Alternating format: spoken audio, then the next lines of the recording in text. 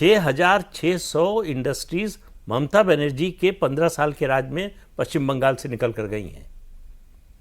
तो कहाँ से रोजगार आएगा? इंफ्रास्ट्रक्चर का प्रोजेक्ट कोई चलेगा नहीं, फैक्ट्री लगेगी नहीं, और कोई बिजनेस बढ़ेगा नहीं। तो भाई आखिर कहाँ से रोजगार आने के तो यही सब तरीके हैं। इन्वेस्टमेंट कौन करने आएगा? उसको मालूम है कट मनी देना पड़ेगा, सिंडिकेट का सामना करना पड़ेगा।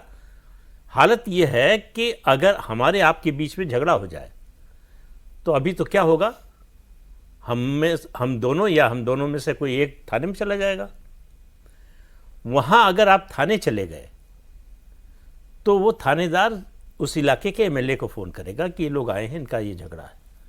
तो फिर उनको फ़ोन कहेगा कि दीजिए, और कहेगा अड्डे पे जाओ।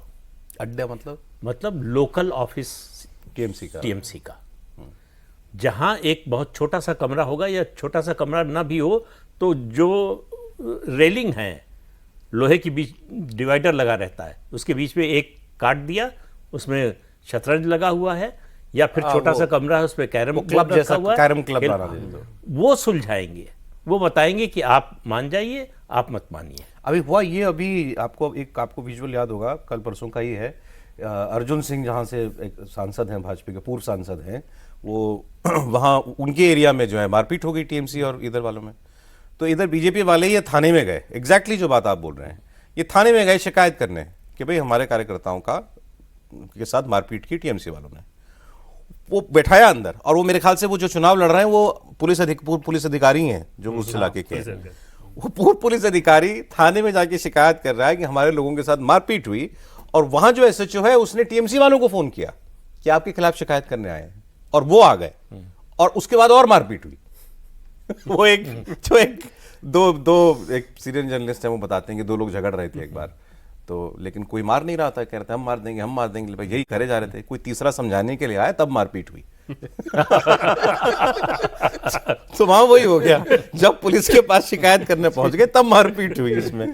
तो कह रही ये हाल है। तो आपका क्या? अब जैसे सर एक चीज़ देखें कि आप वहाँ के स्टेट ट्रांसपोर्ट की जो बस है उसकी सिर्फ तस्वीर देख लीजिए, विजुअल में अगर आप देखते हो, और दिल्ली में या दूसरे शहरों में मेट्रोपॉलिटन में जो बसेस दी जा रही हैं आम लोगों के लिए, उस दोनों का सैंपल उठा के देखें, आपको समझ में आ जाएगा। मैं तो कहता हूँ लखनऊ से तुलना कीजिए, छोड़िए, वो लखनऊ से भी काफी पीछे। मैंने लखनऊ इसलिए कहा कि भाई यूपी को लोग मान लेते हैं ना कि 50 साल पहले जो बसें देखे थे आप कलकत्ता में, उस बस में और अभी के बस में किसी प्रकार का आप चेंजेस नहीं दिखेंगे।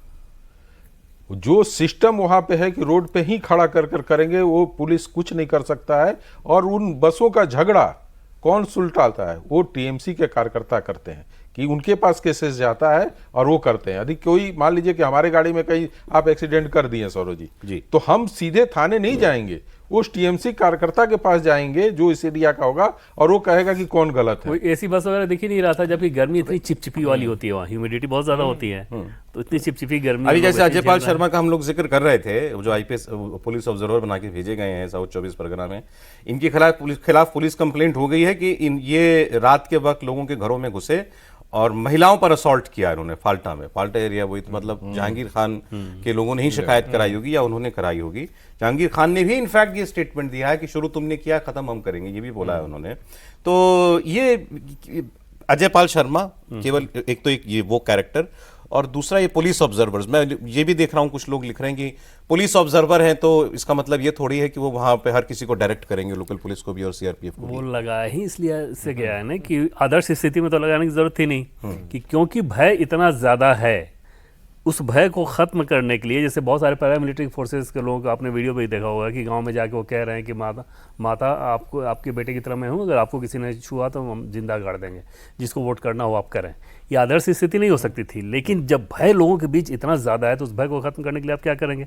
देश के गृहमंत्री अमित शाह अगर इस बात को कह रहे हैं पब्लिक रैली में कि गुंडों को उल्टा लटका कर सीधा कर दिया जाएगा, तो ऐसा नहीं है कि वो ऐसे बस बोल दिया गया बयान है। उनको ये पता है कि जिस रूप में भय है, उस भय को अगर आपको ख़त्म करना होगा तो इस तरह के सख्त एंटीबायोटिक डोज देना होगा, जो कि आदर्श स्थिति नहीं हो सकती। अजयपाल शर्मा वही काम कर रहे हैं।